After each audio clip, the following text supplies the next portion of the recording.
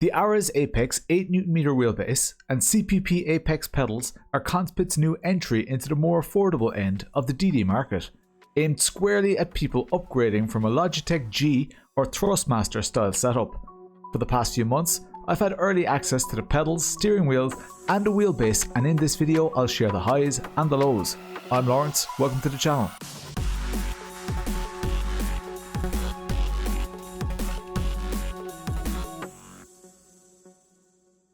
First impressions. Out of the box, the overall package feels more polished than I expected given the price point. The CPP Apex pedals mount easily to a rig, and the throttle in particular feels good straight away.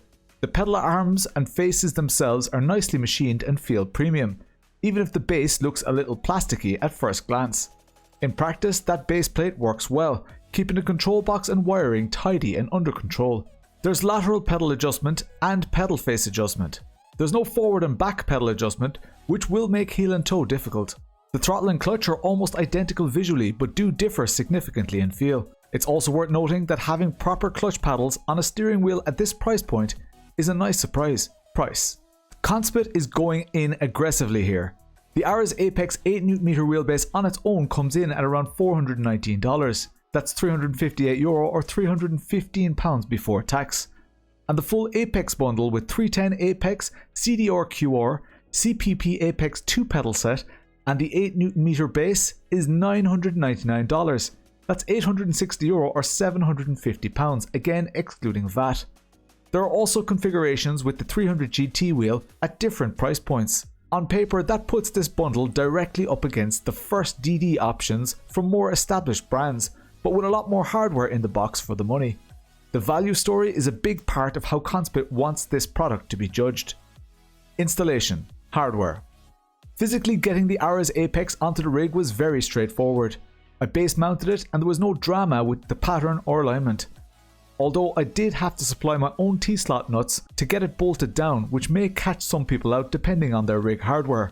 I do suspect that this was an oversight and that they will be included in the final product.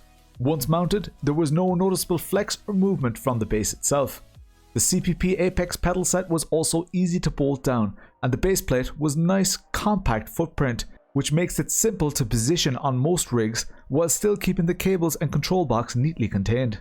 The CDR NRG style quick release that comes as standard with the bundle works well in practice, but can be a little sticky after intensive use. For those considering the optional CDP quick release, it's worth watching the quick release section later in this video before spending the extra money. Installation. Software. My early time with the Ares Apex 8N was dominated by the software rather than the hardware. Conspit sent me an internal access only build of Conspit Link, and at that stage the presets weren't fully dialed in.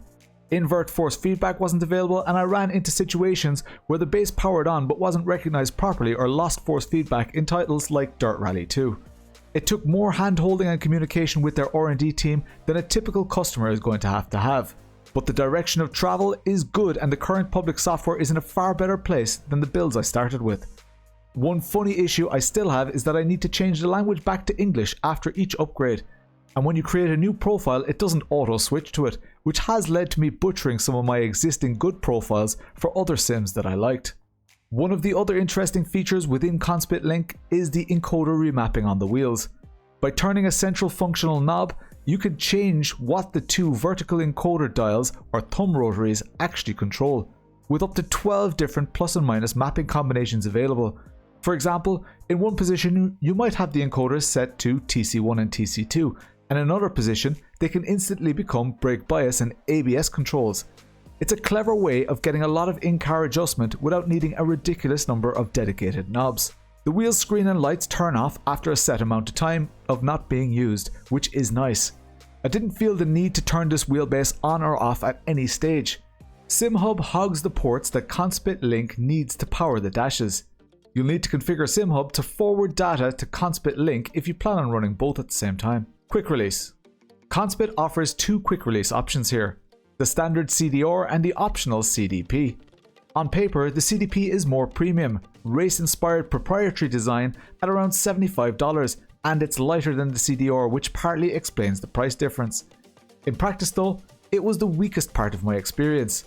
Despite the marketing around zero play durability, my CDP introduced a small but noticeable amount of play in the rim and made wheel removal feel sticky and inconsistent even after I received replacement parts.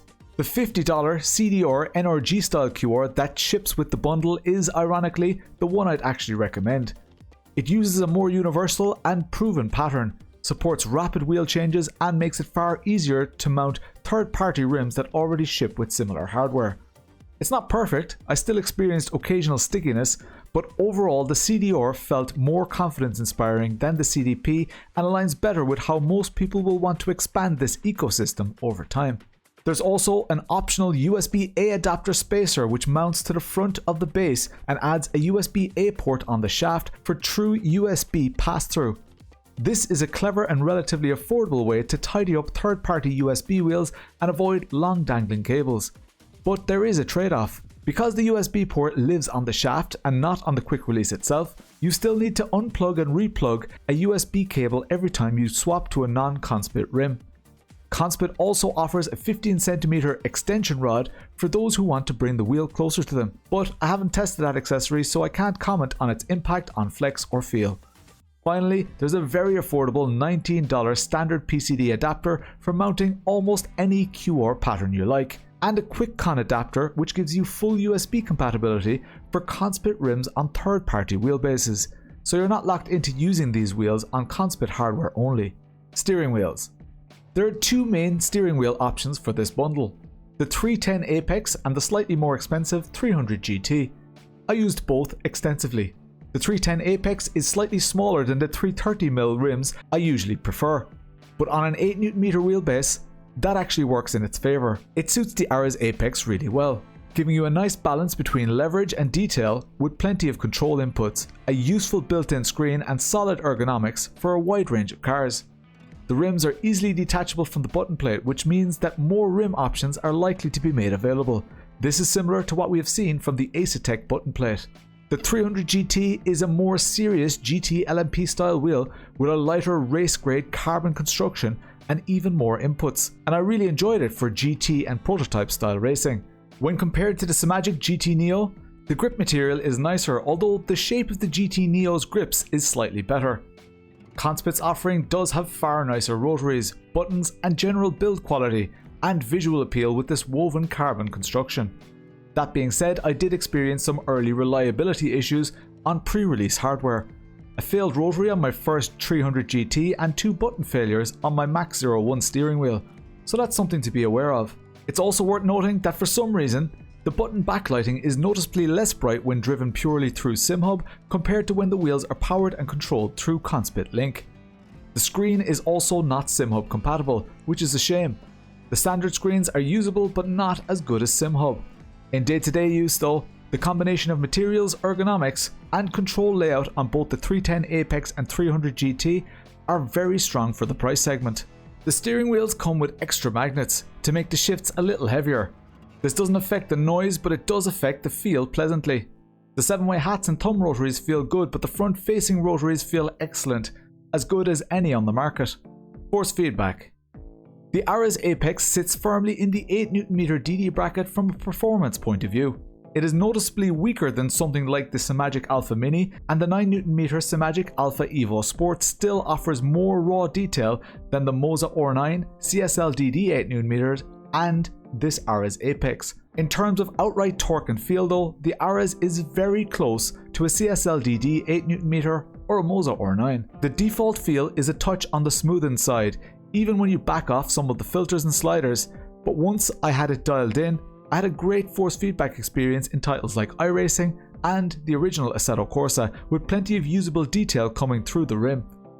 As with any wheelbase at this power level, you don't get the same dynamic range and headroom you'll find on a high-powered wheelbase. But within its target category, the Ares Apex offers a very competitive force feedback experience. Although there are warnings that the base will get hot when you run at high power, I didn't really notice this being an issue, nor did I have issues with drop-off of power over time. Pedals. The CPP Apex pedals are clearly designed as a floor-mounted set, but they are best suited to a fixed rig setup. Out of the box, the throttle feel is genuinely nice, and the overall driving feel is excellent for the price. A key limitation for some rig users is that the pedal angle isn't adjustable, so unless your rig lets you tilt the whole footplate, ergonomics may be compromised. The pedal faces have minor adjustment, but not enough to compensate fully for the angle. The throttle has relatively short, non-adjustable throw, and while the clutch is functional, it doesn't have a clearly defined bite point. Each pedal supports high, medium, and low mechanism positions that significantly affect the required force, so this set caters to both light and heavy pedal preferences. On the brake side, Conspit leans heavily into the hydraulic story. The layout and concept inevitably invite comparisons to Asetek's Torp 2 design, and there are fair questions about whether this level of complexity is necessary at this price point. The system appears to use grease rather than oil. This viscosity probably allows for higher tolerances. Set up correctly, the CPP Apex offers a convincing braking experience for the money, and the throttle and clutch feel is far superior to many popular entry-level pedal sets out there like the Fanatec CSL Elite V2. Does this brake need to be hydraulic? Absolutely not, but it's impressive that they delivered a great feeling, fast-responding hydraulic brake at this price. You'll notice the brackets at the top of each pedal for attaching rumble motors, which is a nice addition. I'm not yet sure which motors will be compatible, but it appears that they'll run through the integrated electronics, and there's a power input port on the sides, and I don't have full details on that yet.